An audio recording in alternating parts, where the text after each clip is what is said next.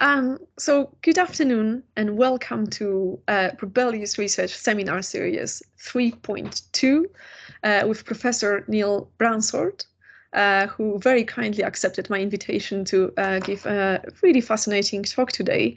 So without further ado, I'm just going to pass it on to you, Neil. So if you could be so kind to introduce yourself, and the next hour is yours. Thank you. Thanks, Agatha, and to all of you for attending this afternoon. The following presentation outlines my practice-based research, which is for over 2 decades has explored transitions within Stoke-on-Trent ceramic manufacturing sector, following the impact of global economics in the 1990s. It reflects upon the significance of people and their practices affected by these transitions.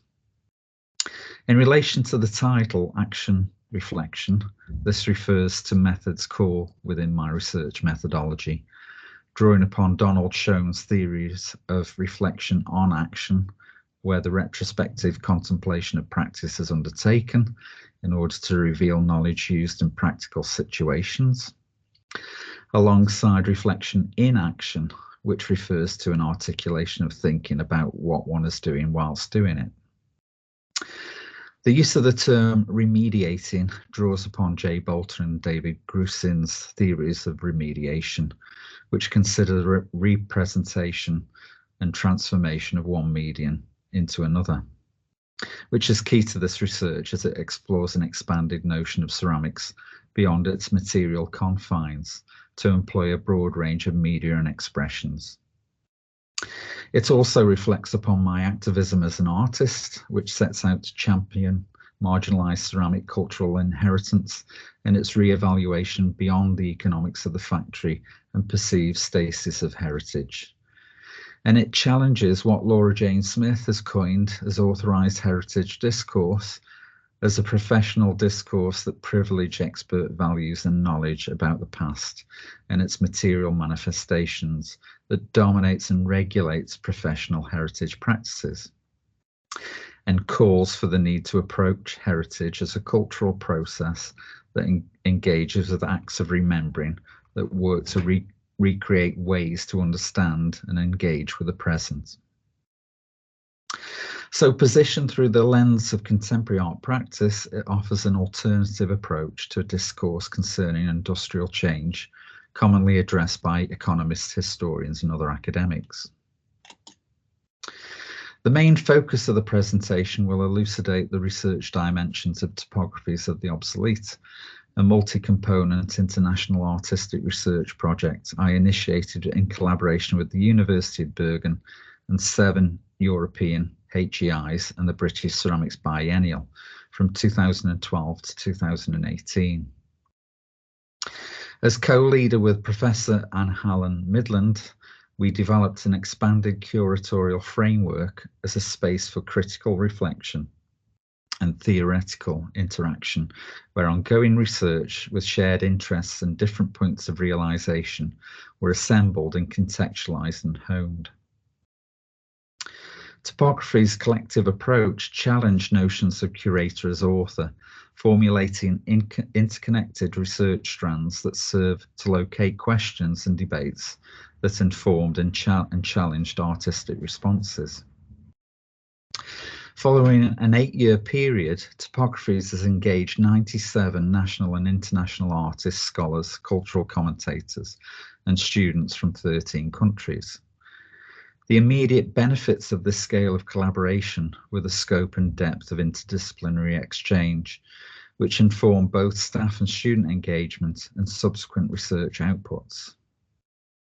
A variety of institutions have funded the project to a total of £349,525, including the Norwegian Artistic Research Programme, whose peer review system in 2015 rated it as exemplary, strengthening artistic research and its scope beyond potential communities and practitioners and researchers. But to set the scene, I think it's really important to offer some background to the historic and social context that underpins the research alongside my rationale for undertaking it. So as many of you will be fully aware, the 6 towns that constitute Stoke-on-Trent have been famed for their industrial scale pottery manufacturing since the 18th century. Alongside pioneers of the Industrial Revolution, such as Josiah Wedgwood and Spode, the Staffordshire potteries in the late 19th century comprised of hundreds of relatively small factories with more than 2,000 kilns firing millions of products a year. By 1938, half the workforce of Stoke-on-Trent worked in pottery factories, with employment peaking in 1948 to an estimated 79,000 people.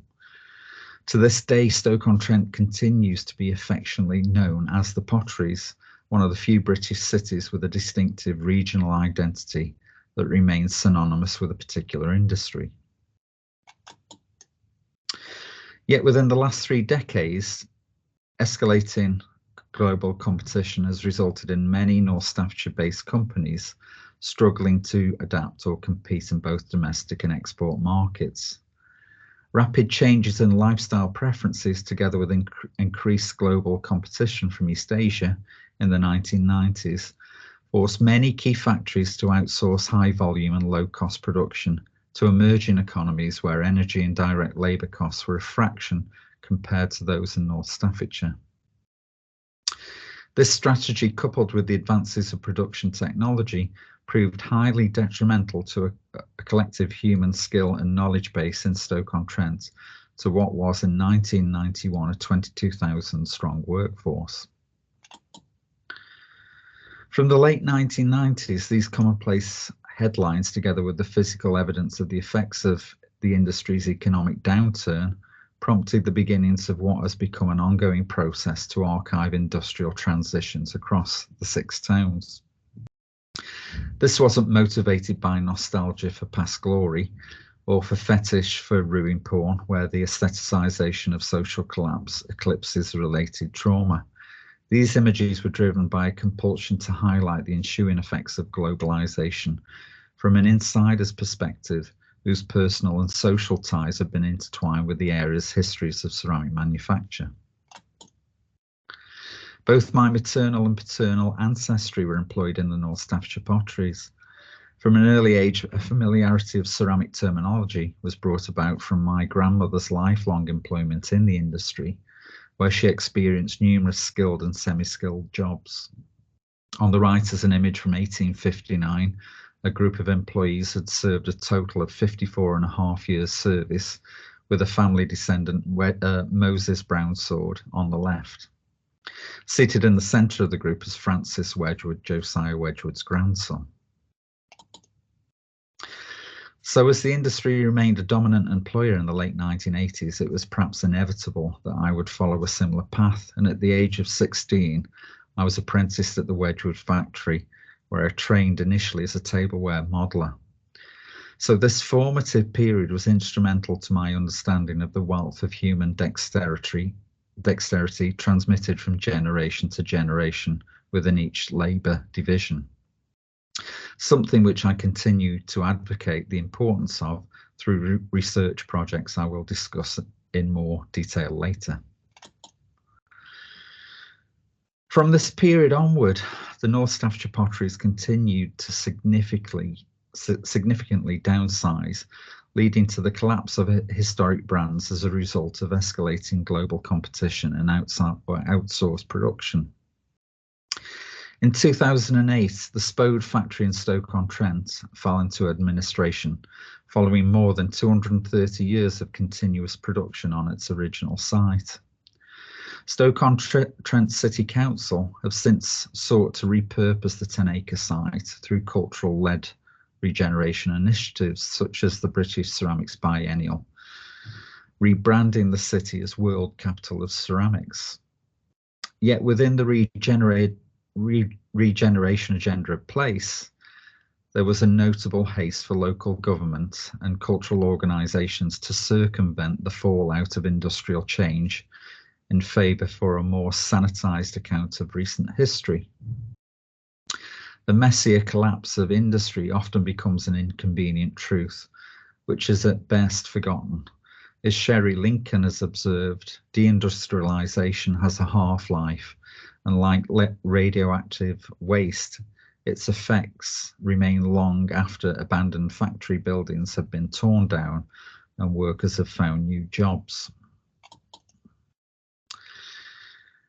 In 2011, my appointment as Professor at Bergen Academy of Art and Design enabled me to seek greater critical examination of these issues.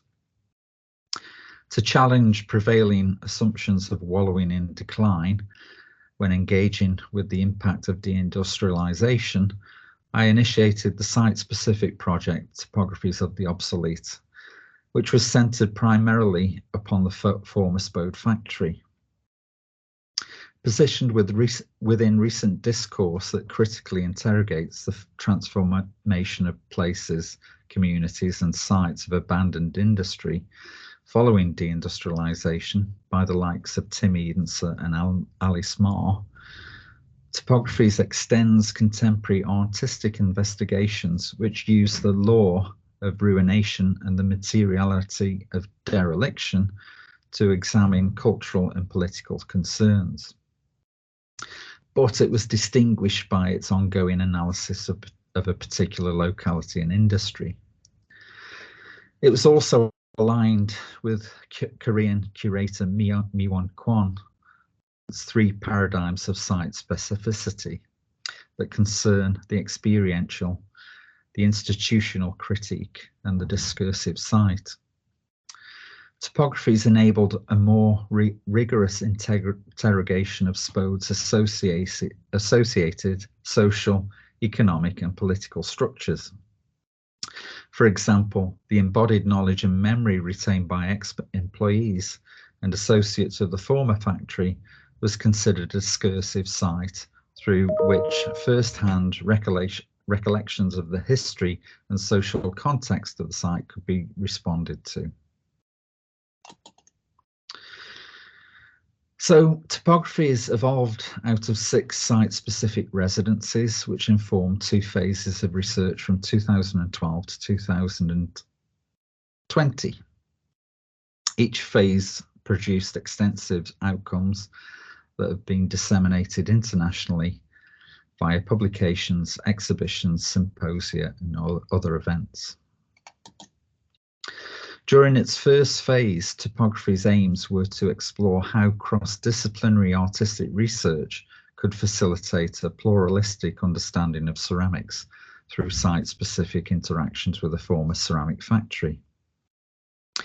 As ceramics still has a legacy of being consigned to craft history, contained and limited by its material perceptions, an expanded post-disciplinary understanding of what can constitute ceramics underpins Topography's overarching research question. It asks, how can ceramics and clay be understood as both material and subject within the context of site-specific artistic practice?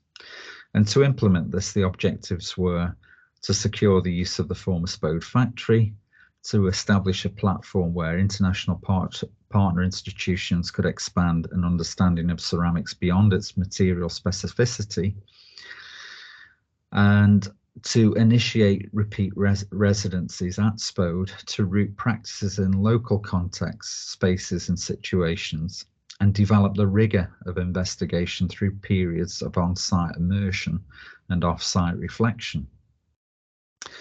It also aimed to identify research strands based on common themes which were formulated by the group, and also to curate an expansive constellation of events, exhibitions, publications to critically evaluate and disseminate the project's research dimensions and outcomes. Apart from its overarching research question, it was fundamental that further research questions evolved out of experiences and processes that address the site and the complexities of North Staffordshire's post-industrial landscape. Artists were granted access to many of the factory's public and hidden spaces, where they encountered extreme dereliction alongside more ordered areas where production remnants remained intact. Dialogue with former Spode employees provided an intimate insight into the operational infrastructure informing many artistic entry points. By mapping and testing ideas within a variety of spaces, participants accumulated knowledge and understanding of the site's logic as a functioning factory and its systems of labour and connections to people. Through subsequent residencies, participants' renavigation of the same or different spaces ensured a multi-perspectival approach, a process that aligned itself with Auslug 9's rhetorical methodology from 2006. Nines describes artistic research in spatial terms, where researchers position themselves in a pre-existing landscape or topic and move constantly in between three sites in that landscape, which encompasses the language of the researcher, i.e. the already familiar artistic register, the research object, i.e. the material developing into an artistic production, and the theory or systematic language inherent in the artistic field to open up different perspectives. The core of the project evolved by mapping the site's topology through various media and methods, which included photo, video documentation, sound recordings, interviews, walking, performance, and making. Interdisciplinary models for research-based learning through site anatomy, a tutorial and discussion group formulated at Bergen Academy of Art and Design, also evolved through this emergent methodology. Each residency functioned as a discursive space and centered upon durational, collaborative and collective strategies negotiated by the fluid perspectives of practice-based research. Reflection in and on action during periods of immersion on and off-site played an important role in identifying commonalities of practice, new and shared interests which developed into distinct and interconnected research strands. These functioned as topics where further questions developed and approaches could be critically contextualized and informed by relevant theory. In its first phase, from January 2012 to February 2015, these working strands were loosely categorized to address broad issues such as the socio-economic impact of globalisation upon community and place, the contemporary ruin and ruination, the artist as post-industrial archivist and archaeologist. However, working with such a loaded post-industrial site in a region then ranked by the indices of multiple deprivation as the 13th most deprived in the country raised obvious questions about the ethical dimensions of the project, especially when the majority of artists came from Norway, one of the wealthiest countries in the world. Many paradoxes remained throughout the questioning of the site, such as, were artists merely apocalypse tourists cashing in on social misfortune with little long-term effect? Or could the artist-led discourse open up understandings of the effects of deindustrialisation and contribute to a longer-term benefit? With decades of decline in Stoke-on-Trent's manufacturing sector, the social, economic and psychological impacts on community and place remain omnipresent. Topographies critically engaged with urban sociologist Alice Marr's theories of ruination as a lived process through its durational examination of places and spaces in transition, uncovering the first-hand perspectives of communities living in continuity with their past. Participants were mindful not to reject subjective reflections that can reveal greater insights about the past. And these intimate histories, imparted by some of the residents of Spode, informed responses and raised questions surrounding how human presence, history, and individual and collective memory can constitute a place. Participants' appropriation of remnants and traces of human presence through their artistic practice and found on the site also provoked debate about the project's ethical dimensions. An archival impulse has long been a familiar trope within contemporary art, with artists exposing hidden histories, redefining past value systems, and appropriating structures of presentation.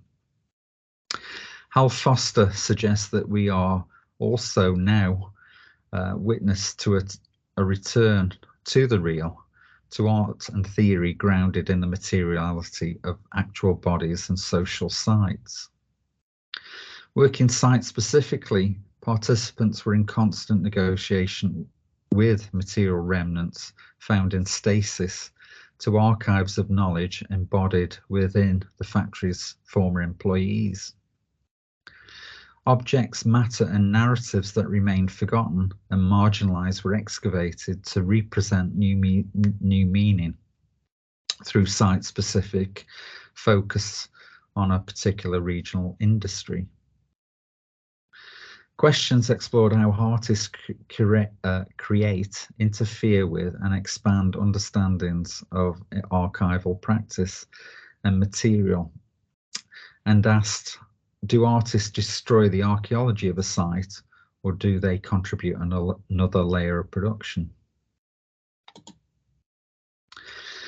Ceramic production can claim to be one of the longest histories of global trade, with the import and subsequent imitation of Chinese porcelain spurring a wave of artistic and technological advances in 18th century Europe. Spode perfected bone china to emulate the properties of porcelain and pioneered underglaze blueprinting for mass production, democratizing blue and white wares inspired by China. Globalisation has largely shifted production away from traditional ceramic centres in Europe back to East Asia, where ironically many Chinese factories now create bone china goods. Through this research strand, artists considered the historic cycle of globalisation as regards more contemporary accounts of exploitation through outsourcing to East Asia, where direct labour costs at that time remained 1/10 compared to those in the UK.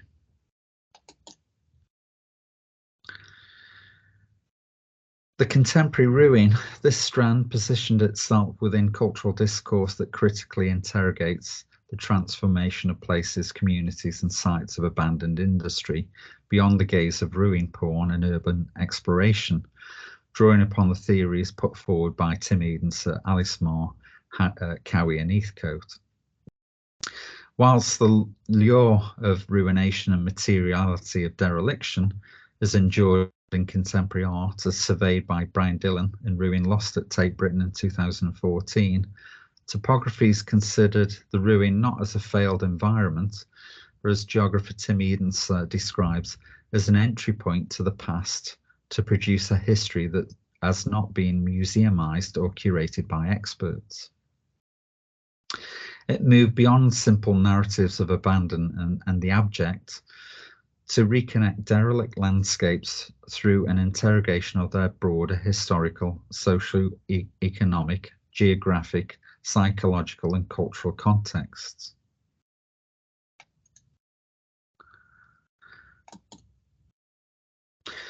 The production of knowledge from these speculative and open-ended forms of engagement was disseminated through a collection of formats, media, and intermediary activities, including publications, symposia, research-led pedagogy, and exhibitions.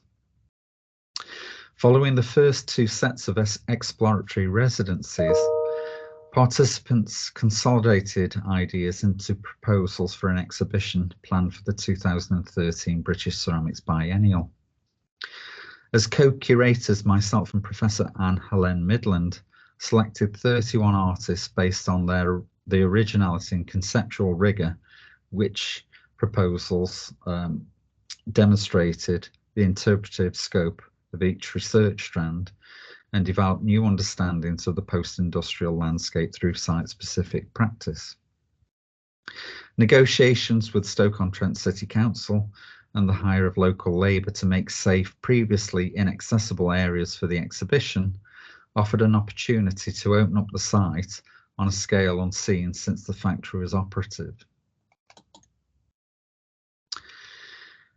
The exhibition's title, Vociferous Void, derived from Stephen Dixon's commissioned text, In the Midst of the Ruins, to comment on the overwhelming presence of absence identified through our negotiations with the site. Our expanded notions of curation were aligned with discourse surrounding the curatorial turn by the likes of Paul O'Neill and Eric Rogoff, where curatorial work is now also understood as a practice centred on longer term, less object orientated, discursive educational projects that involve various people as instigators and actors.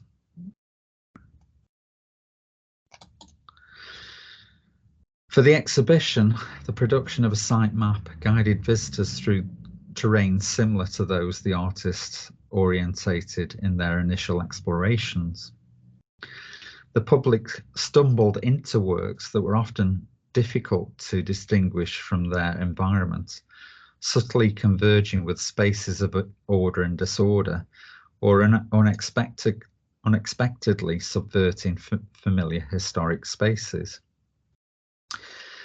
Vociferous Void aimed to offer a lens on a research process in flux and flow, engaging public interaction and gaining critical peer review and feedback to inform the next phase of the project. One of the primary impacts of Topographies was that its significant funding helped to source local labour to restore previously derelict spaces for ongoing cultural use. The funding also enabled me to hire and collaborate with a small group of China painters to examine the impact of social redundancy following the impact of globalisation upon regional industry.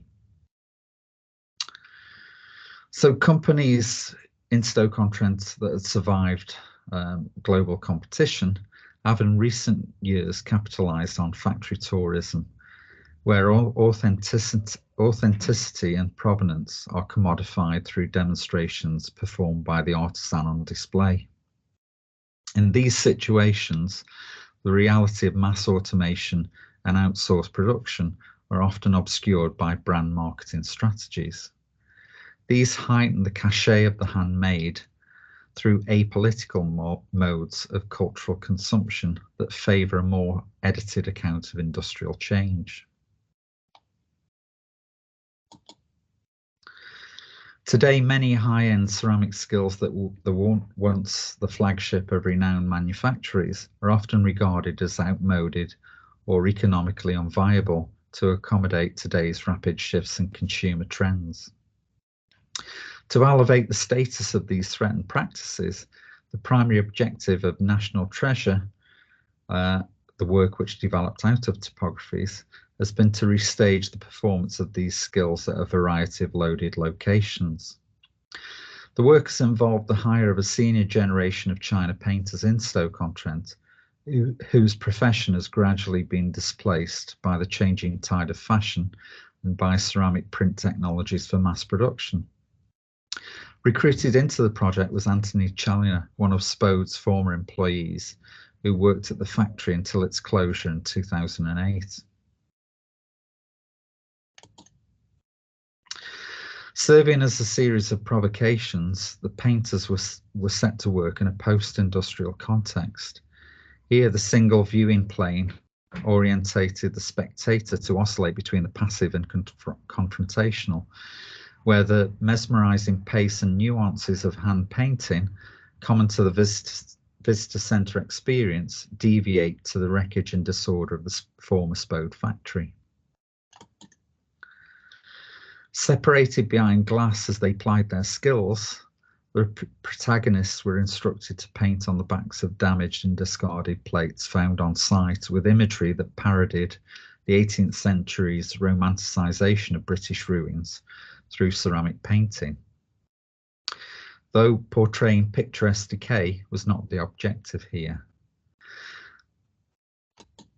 The space within the foot of the plates where a painter would traditionally sign their workmanship were instead graced with images documenting the fallout of industrial change in Stoke-on-Trent. To dissolve the conventional hierarchy between employer and employee, each artisan would occupy the space intermittently and would work within their own time structures. The vacated but illuminated workspaces, together with the undisturbed residues of labour, arrested in a state of incompletion, remained integral to the work, reinforcing notions of the presence of the past as a metaphor to this rapidly disappearing culture of labour.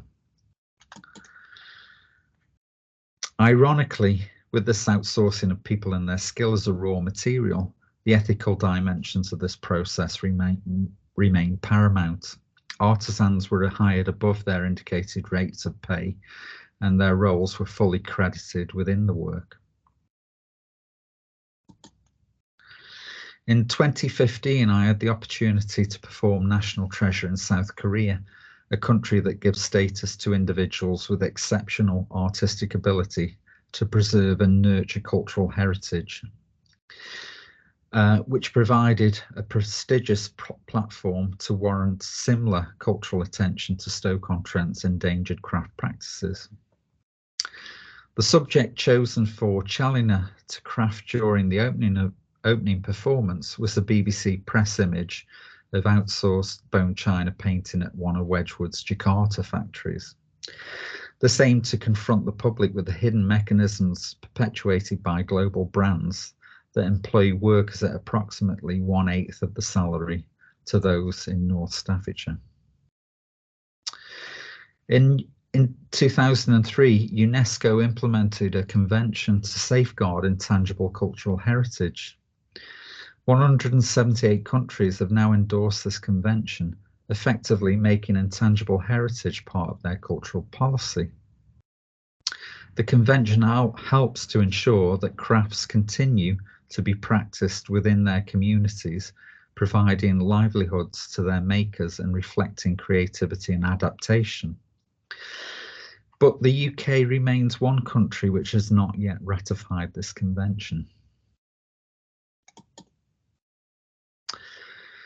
So, following phase one, a successful period for further funding from the Norwegian Artistic Research Programme, instigated phase two of the project.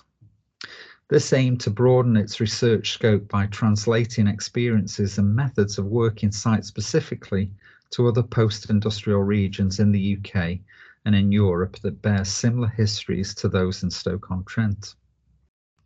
To achieve this, HEI partners established individual research groups to identify new and existing post-industrial sites and to initiate new lines of inquiry. Topographies function both as an overarching framework for partner projects and a discursive platform to expand their contextualization, critical peer review, and dissemination through a series of think tanks, symposia, and publications. Participants also collectively develop new and existing research strands. So 2 think tanks served as a forum to critically reflect on participants' subsequent developments. They also facilitated exchange between new and existing partner institutions and were key in identifying other post-industrial regions for parallel investigation. In 2015, I organised a symposium with the Ashmolean Museum in Oxford, where 5 scholars from different fields were invited to explore Topographies research strands from their own critical perspectives. Through this process of critical peer review, earlier strands of research were evaluated, prompting additional research strands, each with a common question that addressed what constitutes a raw material in the context of the post-industrial landscape, How can the tangible ruin and lived process of ruination be addressed artistically and ethically? And what is the role of the artist working in a non-art space?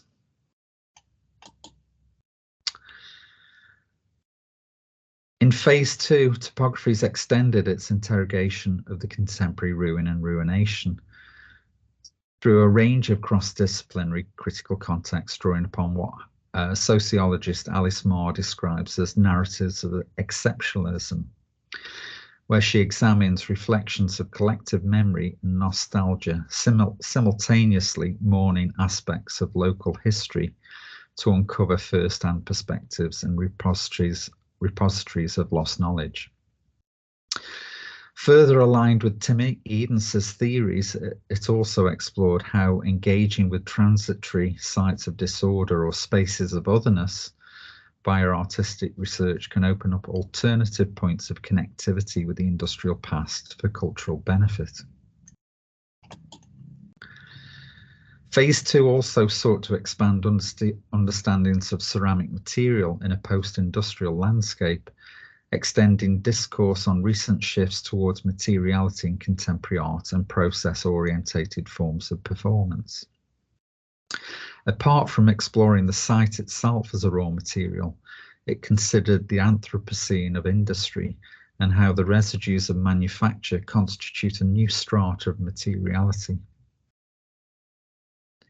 The hire of former skilled workers as a raw material through the practice of delegated or outsourced performance instigated need for greater critical and ethical reflection on the politics of representation and the power dynamics of such collaborations. Topographies built upon the interrogation of these issues through rigorous and sustained fieldwork with communities from the former factory. It also embraced interactions with the immaterial of the digital to explore the virtual site, to raise questions on whether the digital can be an appropriate substitute for the physical presence of the site and its materials. Topographies adopted the term non-art space to delineate a place where art and artists do not have a pre-negotiated role. Responding to critiques that position the artist as tourist and the aestheticization of social economic collapse, Topographies reflected upon the role of the artist and the implications of socially engaged art and site-specific practice, particularly in relation to the ceramic field where the ethical scrutiny and discussion of these matters has been limited. Specific questions addressed how to approach the trauma of a site, the ethics of hiring people as raw material, and whether artists are instrumental to reinventing place or concerned with self-indulgent practices disconnected from social reality. As critical mass fluctuated during the course of phase 2, this resulted in the formation of 4 independent research groups that included returns, where Nottingham-Trent University and Sheffield Hallam University explored post-industrial sites in Sheffield and Stoke-on-Trent. Soft Rebellion, where Sheffield Hallam University explored post-industrial sites in Detroit. And the Langenthal project, where a new partner, Geneva School of Art and Design, explored the former Langenthal porcelain factory in Switzerland. And reactivating Britain's ceramic manufacturing heritage, where the University of Bergen, Bucks-New University and Staffordshire University partnered for a continued interrogation of the histories of Spode and Stoke-on-Trent. So for the second half of this presentation, I just wanted to discuss the research dimension of my projects through 3 artistic outcomes, which comprise of a group of artifacts, exhibitions and performances I developed through this research group, which included place and practices, pattern book and externalizing the archive. Place and practices involved 2 interconnected works, mould and embodied matter.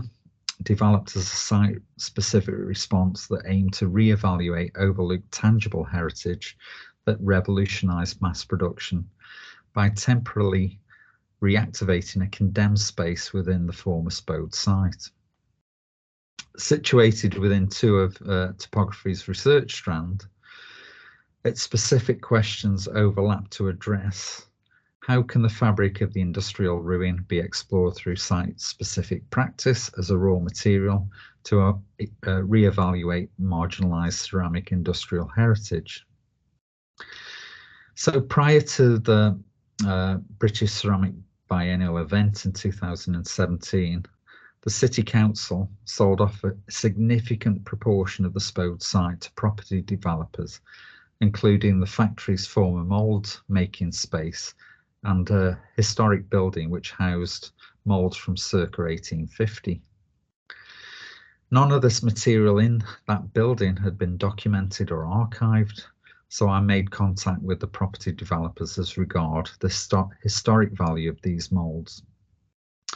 But whilst they were quick to equate historic value with monetary value and close off access to this space, they, on the other hand, allowed access to the condemned space, where I began to develop a site-specific response that reconnected the tools of mass production, the moulds, to their historic legacy.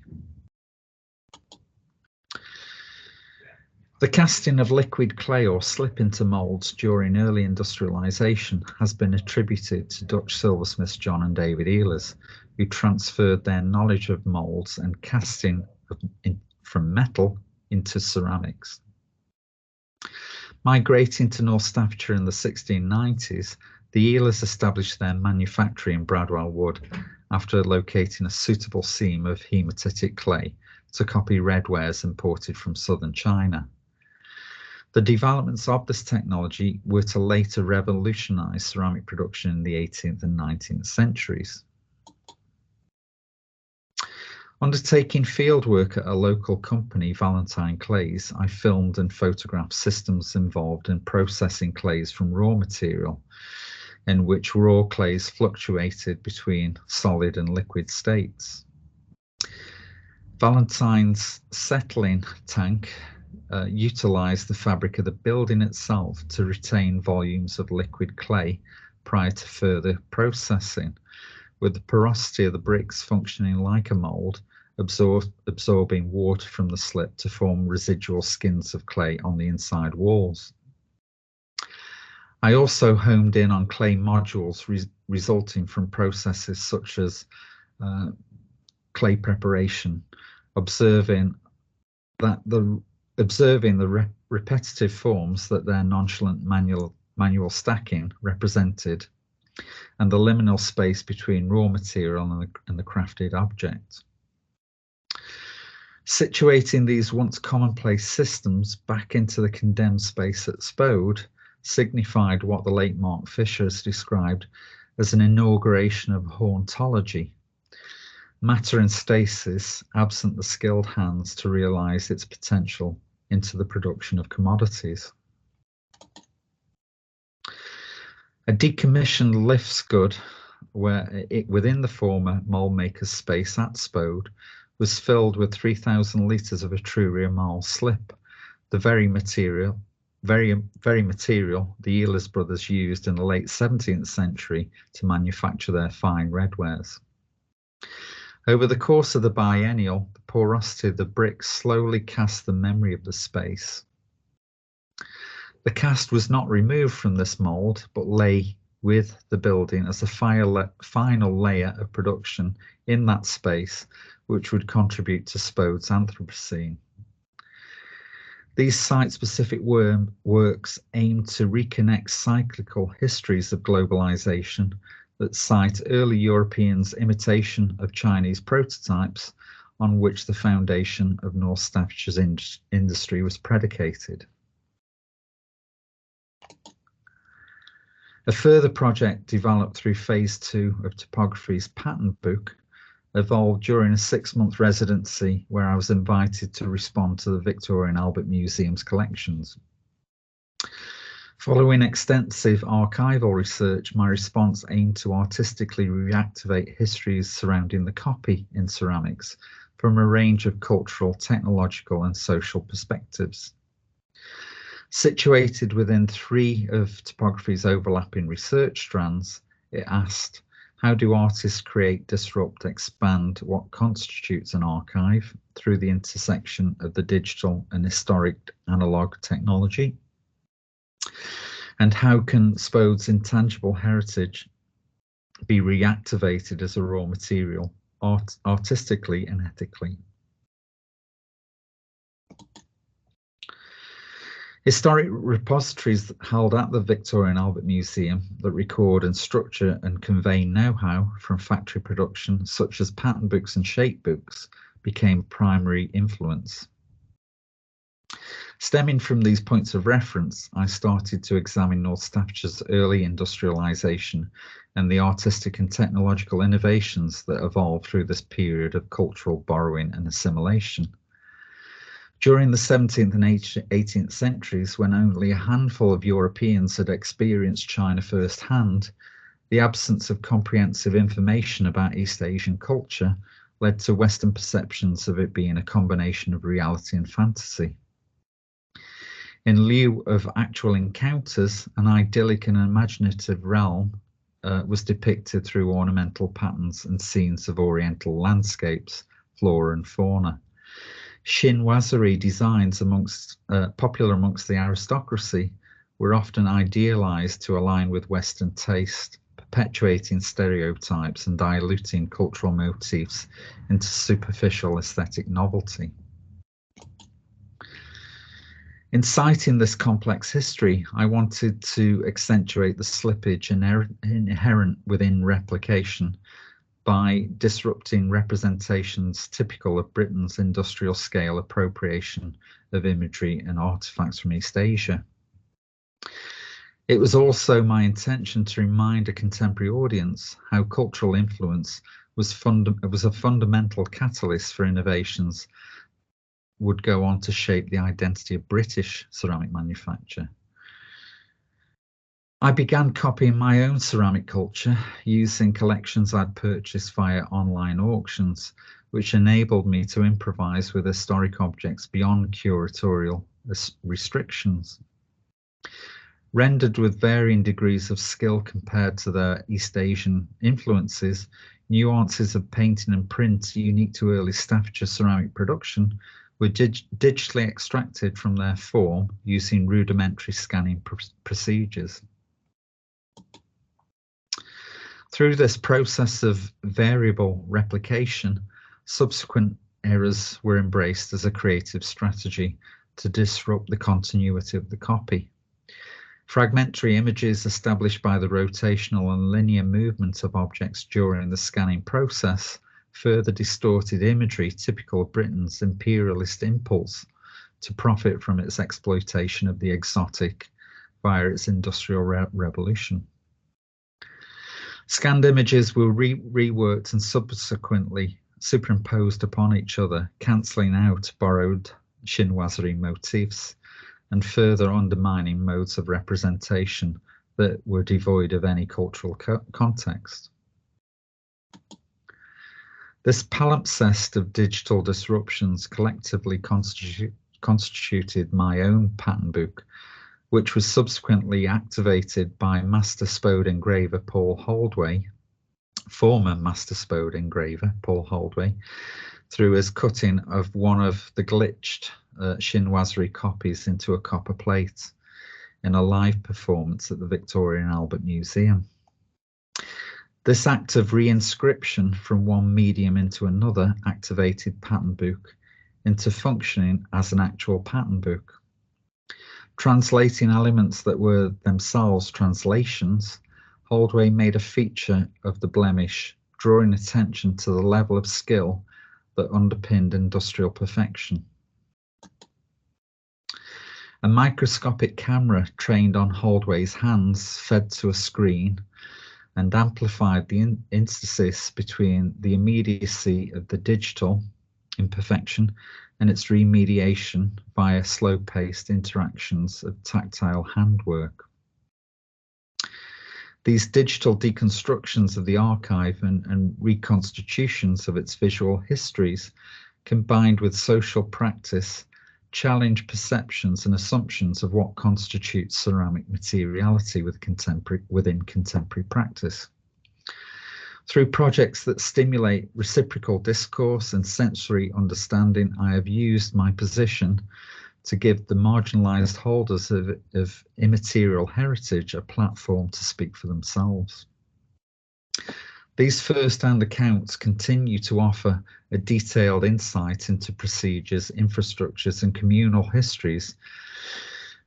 I've subsequently influenced the critical perspectives of international curators and prominent scholars writing about marginalised skill and craft in relation to industry. My re-navigation of living heritage practices through new ways of thinking is just a small contribution to ensure that endangered industrial crafts continue to be practiced and reimagined for future posterity. The final project navigated through Topographies was externalising the archive, a site-specific multimedia installation created for the British Ceramics Biennial in 2019. This aimed to reappraise the cultural value of an endangered collection of historic moulds through a series of object interventions and digital remediations. Following the closure of the historic Spode factory in 2008, Stoke-on-Trent City Council's archaeology service recorded in excess of 70,000 moulds within 11 buildings, dating from circa 1850 to 2008, from which less than 5% were recommended for retention. As byproducts of ceramic manufacture, moulds are rarely valued or preserved for posterity. The finished ceramic artifact has always taken precedence over those objects associated with labour. A vast majority of these recent moulds were deemed to have little historic value and faced impending disposal, as the buildings that housed them were earmarked for regeneration. With no inventory, these tools of mass production represent an untapped archive that illuminates the technological developments and stylistic change in design and industry that remain relatively under-researched. Externalising the archive set out to question the City Council's established retention strategy and use of age as an arbitrary determinant of cultural value. Proposing these objects constitute an equally important aspect of industrial history, regardless about how old they were. Situated within Topographies' overlapping research strand, it asked, how do artists create, disrupt and expand what constitutes an archive through the intersection of the digital and analog technologies? And what can constitute a raw material in the context of the post-industrial landscape? And also, what is the role of the artist working in a non-art space? So it kind of merged all those three strands which we'd evolved through phase 2. Again, detailed negotiations with the City Council's archaeology service enabled me to resituate the moulds in an external environment on the site of Spode's former Jubilee kiln, a space gutted as a result of the site's regeneration, but also offering a void for the installation. To encourage greater discourse surrounding their disposal and retention strategy, the moulds were left exposed to the elements and potential theft as a deliberate provocation. And of course, the majority of the passing public's immediate response was that of wanting to protect the moulds, thus bestowing them with a sense of value. And this sense of value was further reinforced by the installation of 2 loop films in the space, which aim to reconnect the complex human dexterities involved within model, mold making and casting methods utilized in traditional methods of production. To further elucidate systems of knowledge embodied in their fabrication, the molds were cast using silicon, rubber and bone china to expose their internal mechanisms and how these technologies would function. Alert to this, the scale of the disposal issue, externalizing the archive also piloted the use of photogrammetry and 3D scanning to create digital surrogates of a selection of mold typologies and shapes as a means of preserving their physical information. All digital assets generated through the project were subsequently donated to the Spode Museum Trust to contribute to their new interactive website, making this archive accessible to a range of researchers and creatives. You can just see the digital animation of one of the molds there. Apologies, it's a bit slow because it's such a large file.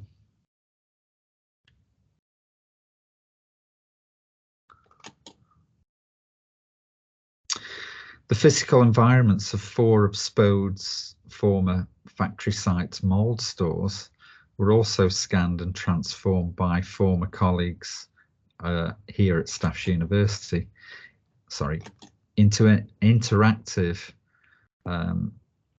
tour enabling visitors to navigate their way into previously inaccessible spaces through touchscreen technology and virtual reality, to experience firsthand the scale of the impending disposal issue.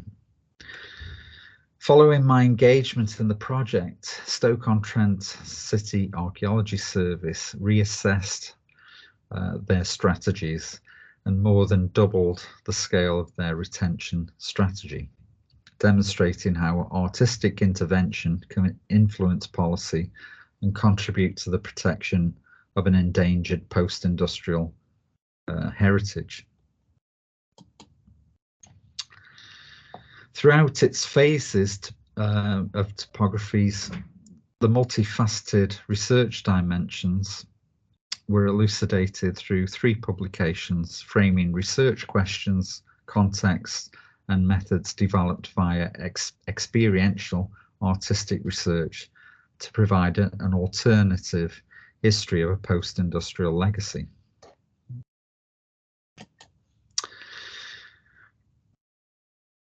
Site Reflections elucidated research from 17 proposals from the practitioner's perspective, developed through the vociferous Spode exhibition. It drew together insights into how contemporary art is negotiated in a non-art space and how artists create, interfere and expand understandings of archival practice, alongside 3 texts commissioned to further contextualize emergent themes. A peer review publication, Ashmolean Papers, drew together symposium proceedings presented at the Ashmolean Museum in Oxford. It provided an opportunity to engage internationally esteemed scholars from a broad range of disciplines, including experts in the field of sociology, visual arts, design history, anthropology, cultural theory, and geography, to expand discourse and contextualization of topography's practice-based research strands from their own critical perspectives. Their involvement also extended the reach of this research through their own interdisciplinary networks, furthering critical insights into Stoke-on-Trent's post-industrial situation. Rhizomatic trajectories consolidated the thoughts, ongoing questions, contexts and methods addressed through works in phase 2 of the project. 13 texts by participants and associates connected to the project yield a polyvocal exploration of the post-industrial site and situations through artistic research, once more accompanied by critical texts by invited scholars which extend points of discourse. Along printed editions, all publications are free to download to facilitate the broad dissemination of the project.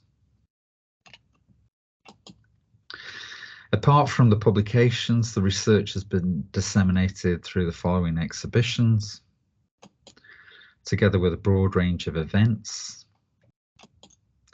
conferences and symposia, and publications written by others that have extended the reach of the research. And just to wrap up, Topographies has expanded insights into ceramic deindustrialisation in North Staffordshire through a transdisciplinary research methodology and internationally disseminated outputs. Immersive site-specific strategies gave rise to more nuanced approaches to understanding the post-industrial landscape, which have contributed to an expanded conception of ceramic practice through practice-led research that has appropriated and interrogated the ceramic site as a raw material. It did so through a range of media, from the material residues of production to the people who once inhabited these spaces and their embodied knowledge, elucidating cultural, historic, economic and social and geopolitical perspectives. Engaging internationally esteemed scholars from a broad range of disciplines through Topographies has expanded many facets of the research through its publications, symposia and lectures, extending its reach through their networks and critical insights. It has expanded insights into deindustrialisation by generating critical insights into the contemporary ruin and ruination and the socio-economic impact of globalisation on community and place. And it has offered new insights into how artists create, disrupt and expand understandings of archival practice. Multifaceted projects have offered alternatives to the hierarchies and systems that characterise authorised heritage discourse, in recognising overlooked materials, practices, narratives that have helped to sustain, protect and promote the former Spode site's intangible and tangible assets. Projects through Topographies have also demonstrated how an artist can influence policy and contribute to the protection of an endangered post-industrial heritage through multi-layered strategies of interaction and engagement. In terms of offering insights into the role of the artist in a non-art space, it provided greater understanding of how to address a post-industrial site artistically and ethically in the context of culture-led regeneration. And it's also yielded greater critical reflection on the politics of representation and the uneven power dynamics of relational practice.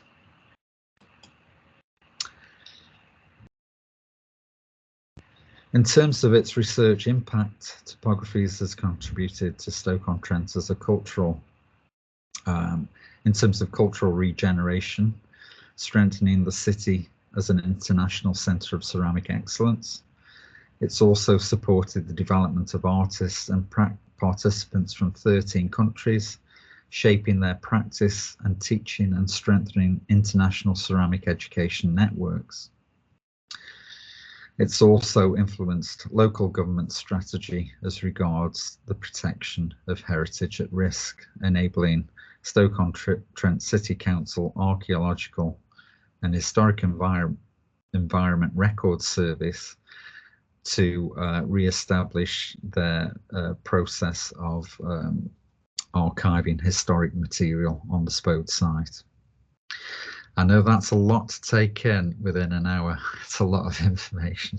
So thank you very much for bearing with it. Thank you so very much, Neil. I have to say, every time I listen to you talk about your research, I am just so impressed, and I really mean it, because what you do, not only it's quite incredible, but the level of, in a most positive sense of this word, of complexity and the really multi-layered approach you have is really, really impressive. There's so many questions I have, and I know we only have 15 minutes to do this. I don't even know where to start, because there's so many things I wanted to ask you. I mean, thank you so much. That was just really incredible. So I'm just going to bring it back to the reason why I ran this seminar. So it really is to help people think about creative practice research, or artistic research, if you like. And I'm so pleased to have you here today, because most of the people I invite are filmmakers. And even though we can argue filmmaking is complicated, it's usually quite straightforward once you know what you're doing. Whereas what you're doing here, as we said, there's so many layers. You're looking at ceramics, you're looking at artists, creators, and this kind of idea of cultural regeneration. You're looking at topography of place. You're looking at so many different things. And my question is, how do you even start? How do you plan a project of this magnitude? Well, I think, as I mentioned, I was given a post in Bergen as a visiting professor in 2012, and initially I started to teach, but it was only a 20% position. So they were very interested in me using that position as a research position, and also with me being employed in Norway, it gave me access to their funding streams and access to the dodgy oil money. But it's so hard to get funding of that amount in this country. That was really a gift in Norway to work in collaboration with Anne Helene Midland to start developing this strategy.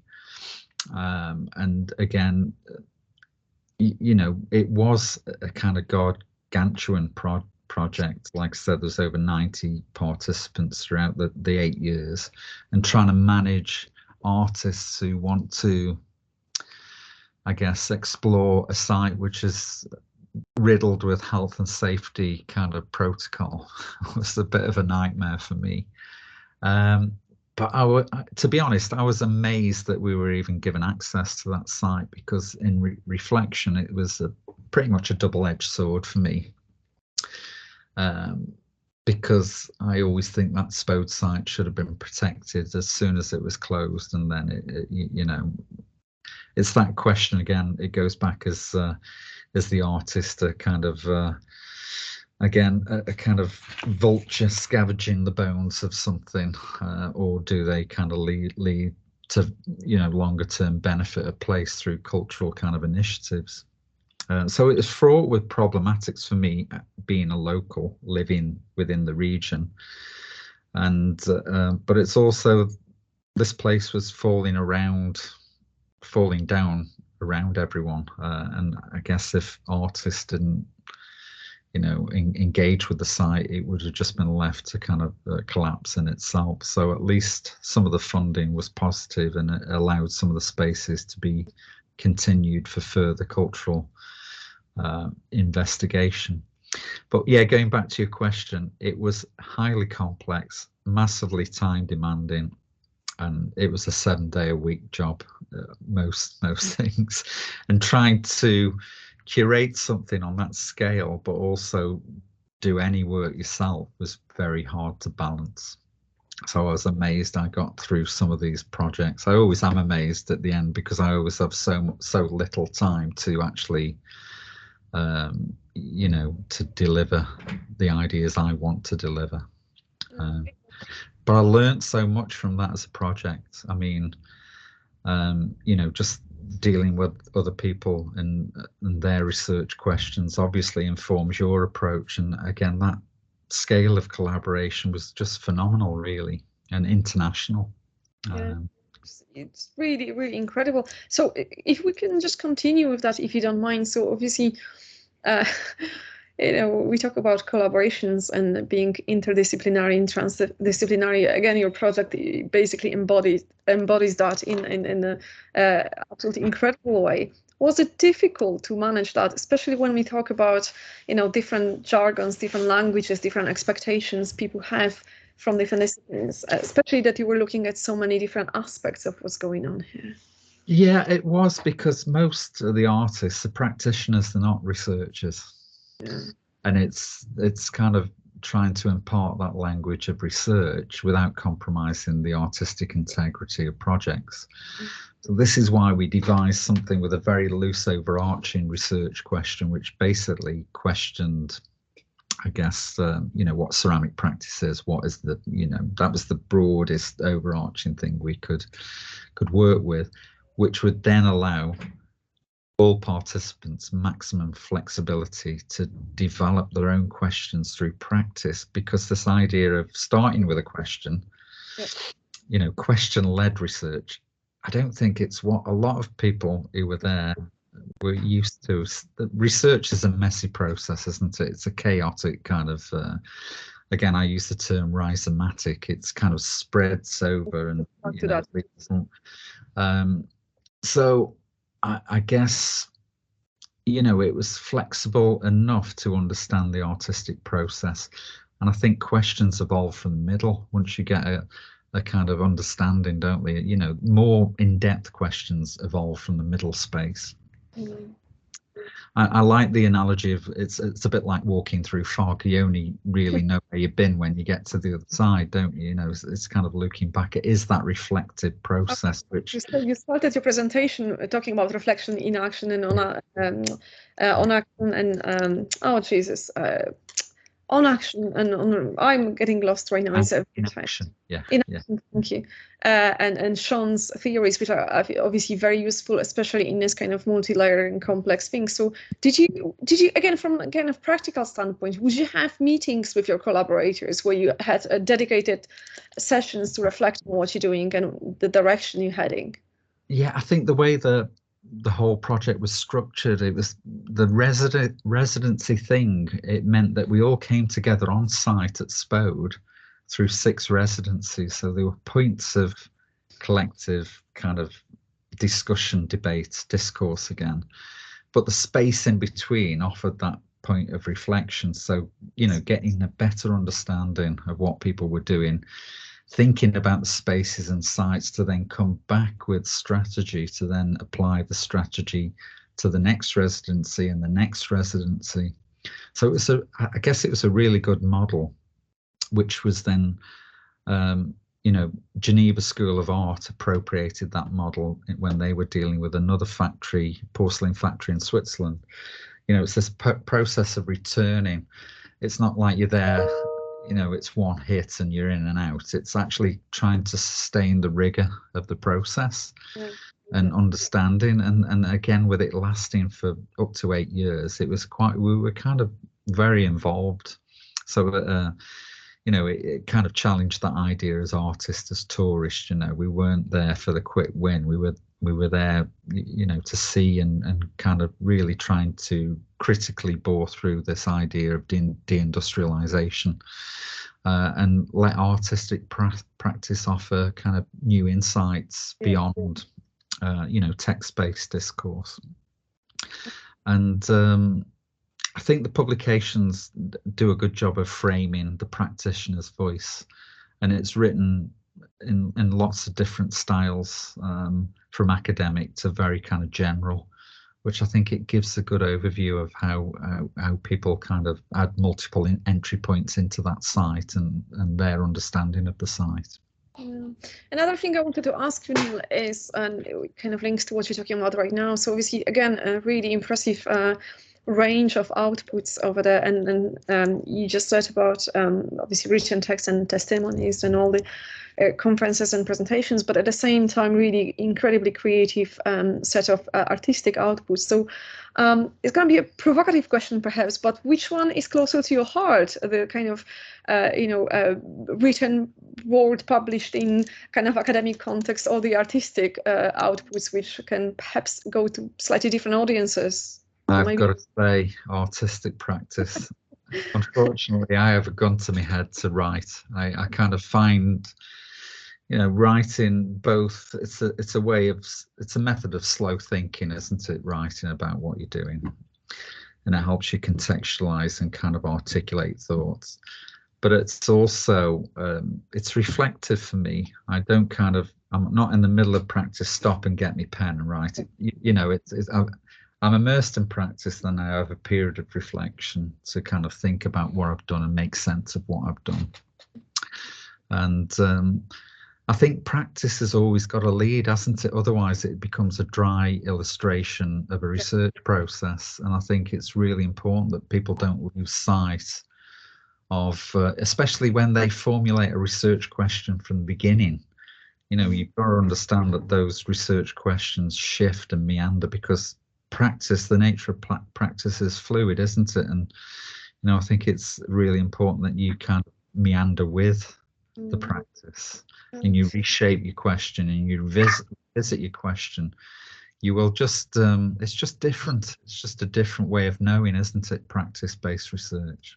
Yeah, it is very different, and I always say, like, I would be really worried if someone answered the exact question they had at the beginning of the project, and to the end of the project, and the question hasn't changed. That would be really, that would be worrying, I would say, because obviously it's almost impossible that the creative practice and reflection doesn't take you somewhere else, and especially if you work on this magnitude and with so many collaborators, and that's quite a positive thing. Now, do you think, if I was to again ask you another kind of follow-up, perhaps controversial question, do you think if you were not a professor, if you were not based in academic context, do you think you would still write kind of academic contextualization for your practice, or would it perhaps take a different form of writing? I would say absolutely not. I'd be there in my garage making pots. Yeah, really, sorry, go on. Yeah, it's I think it's a different language, isn't it? Tacit knowledge is something, again, we massively take for granted, and trying to equate the importance of that in relation to academic knowledge is something we really struggle with, isn't it? Bodily intelligence should be on a par with academic knowledge. It isn't. And when you're there working with these people, like Paul Holdway had been like 50 years an engraver on a factory, or 45 years an engraver on a factory, you just realize about the levels of intelligence and knowing, and it's a different form of knowing, which again is just sidelined to, work, isn't it? It's what people do. Yeah.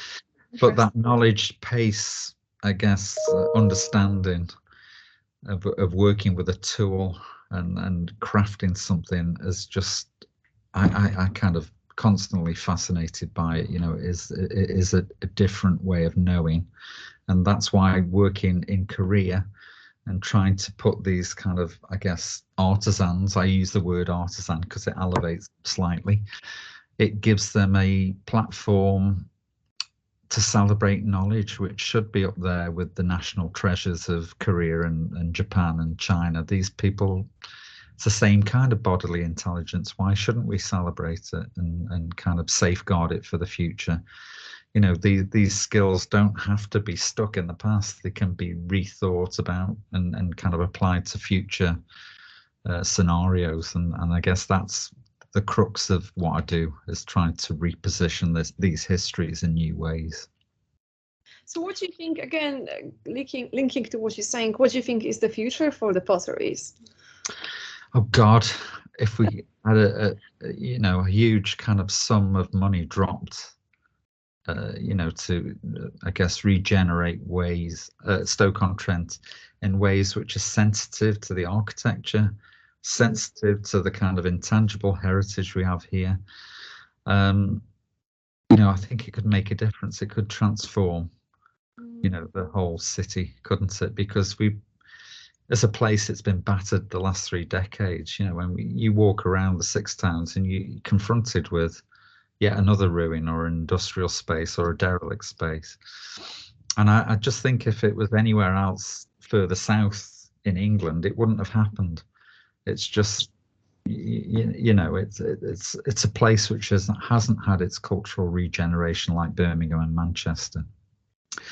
And I'm not quite sure why that is. It kind of starts, but then never really, it seems to just go round in circles. But I would hope one day, and this is my, I guess, hopefully my legacy, that we have some international centre of ceramic excellence, which brings all these archives, collections, skill, knowledge together in one space, which is, you know, a bit like Korea, a bit like Icheon World Ceramic Centre, where, you know, they celebrate the past, but also look towards the future with that knowledge.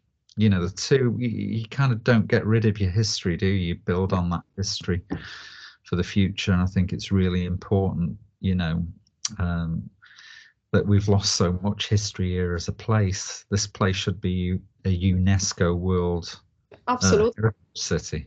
Absolutely. You know, which protects and preserves and safeguards what we have left, really, for the future. It's incredible, and I think that's why, and I cannot stress it enough, that's why it's just really so impressive what you do, and your work is so important. And as I said, the fact that you're looking beyond just a mere object in terms of ceramics, you really look at the history and heritage, and even the ethical question about, like, you know, why do we as artists just come here and look at the kind of, I'm so sorry everyone, attention here, but just wanted to ask you, because we run out of time right now, and I would love to continue this conversation with you outside of this meeting and invite everyone to do this. But the last question linking to this, since we're talking about regeneration and place, and obviously a huge impact of work like yours has, what's your destination for, again, bringing this back to academic context, when you publish your, let's say, journal articles, or when you go to conferences? Do you think about the kind of different audiences for your work? So, for example, your work sits across so many different academic contexts, if you like. So obviously you can talk about your work in a context of ceramics, but also place and architecture to some degree, but also culture and economy, as you said. And so what I'm thinking is, if your presentation, your paper wants to go to a journal or conference which is to do with, again, culture and regeneration, or things related to economy, it will obviously have slightly different audiences, slightly potentially different impact. Do you think about it? Do you consider this kind of things when you disseminate your work, or your perhaps more theoretical work around it? A bit, I guess, because it straddles so many discipline areas. You always feel like you're not an expert within anything. So you know, you take what you need, don't you, as an artist? And I think you try and, you know, the approach of being practice-based in terms of research, it is a different lens to some of those issues and ideas which conventional academics are discussing. You know, with Topographies, it was great that we had funds to bring in, I guess, the proper academics from their fields, you know, cultural geographers and sociologists who are the top of the game, really. You know, Tim Edenser, Tim Strangleman, Alice Marr, you know, they're really kind of up there. But for them to then reflect on what we had done in terms of research strands, but then bounce it back from their perspective, it was a really, I guess, interesting process to see, you know, what we can uncover through artistic research, but then gives them, I guess, a refreshed perspective on issues like nostalgia, you know, which is fascinating, because I always get kind of tarred with the nostalgia brush, but the different levels of nostalgia, which again are not necessarily looking at it as a kind of sentimentalization of the past, but I guess, you know, critical nostalgia seems a bit of an oxymoron. It's about thinking about the past for the future, isn't it? About reconnection with history in terms of people's past to then make a positive benefit. You know, it's all that kind of thing. So yeah, you always feel a bit kind of a bit imposter syndrome when you go into interdisciplinary conferences, but I think they're always grateful to see a new lens shone on their field of research or discipline, really. it's expanding the mix, isn't it? You know, Tim Edenser was fascinated by, because he discusses about the materiality of the ruin, you know, and the kind of things left behind and process of ruination, materials kind of which are kind of continually developing into something else. So for us to be working with that through artistic practice, I think he kind of was really, you know, fascinated by looking at that in reflection to his own practice. And again, we've had design historians like Ezra Shales who've worked on the project, who've been grateful for, I guess, you know, rigorous continued research with fieldwork in industry, because it's not really done. You know, the historical artifacts from industry are usually films made by the factory with a voiced overdub of skills, and it's very much presenting it in a kind of economic, you know, this is what you should buy way, not from the voice of the practitioner on the factory. You know, those people have never been given a voice to, you know, talk about the importance of what they do. And this is, you know, when I was doing my field work and my PhD, it was this process of concurrent verbalization. You know, when the craftsmen are working, doing what they're doing, their ability to talk about what they're doing it when they're doing it. And that was fascinating, because it's all silent work otherwise. You know, they're in a studio kind of doing all this stuff. But I think them having that opportunity to talk about what they're doing, and I guess, yeah, they were kind of very eloquent, you know. That for me is really important to put that out there, because again, these kind of marginalized histories are so important to shaping our understanding of the industrial past. Yeah, it's absolutely fascinating. I wish we had another hour. I know we run out of time, so I just want to say what you're saying right now. It really resonates with me. There's, you know, when we talk about filmmaking, we have a similar conversation sometimes, because when we talk about history of cinema, it's usually the director, cinematographer, and the actors speaking about feature filmmaking. But there's so many different people who actually make the film and never get mentioned. And there's, you know, this kind of interesting idea of this politics of representation, but also of underrepresentation of people involved in these creative processes. So it really is fascinating. So Neil, just gonna final like one sentence question really. If there was one advice you were to give to young people working or willing to work with creative practice or artistic research, what would it be? Don't let the tail wag the dog. Stay true to practice, you know, because you can quite easily get sidelined into, you know, this thing becoming something unwieldy and becoming something else which you feel very insecure about. Keep everything grounded in the roots of what you're doing as a practitioner, and then you kind of assemble the theory and context through that process of understanding the work. I think that's really important, that you don't lose sight of the integrity of the work. I've examined some PhDs which have just been so boring because it's about a process, and the work at the end is so dire. But because they followed the process, they get the PhD, you know. But I just think, you know, make the practice interesting, engaging, keep the integrity of what you do. Wonderful. Thank you so much, Neil. It was really fascinating. Thank you so much for your time. I know you're very busy, and I really, really appreciate the time you've taken to talk to us today. So massive thank you. I'm going to get in touch with you outside of this meeting to say thank you once again. But for everyone else, thank you so much. This is just a quick reminder that our next session will happen a bit sooner than usually. So it's not going to be the last Wednesday of December. It's going to be 13th of December because of Christmas break. So in 2 weeks' time, effectively. So we're going to have Dr. Dario Linares, who's going to talk to us about podcasting practice. So again, slightly different thing to filmmaking, which is quite interesting. We're looking at very different aspects of creative practice. So once again, thank you so much, Neil. Have a lovely evening, and really, really appreciate all your wonderful insights. Thank you. Thank you very much. Thank you. Bye-bye. Bye.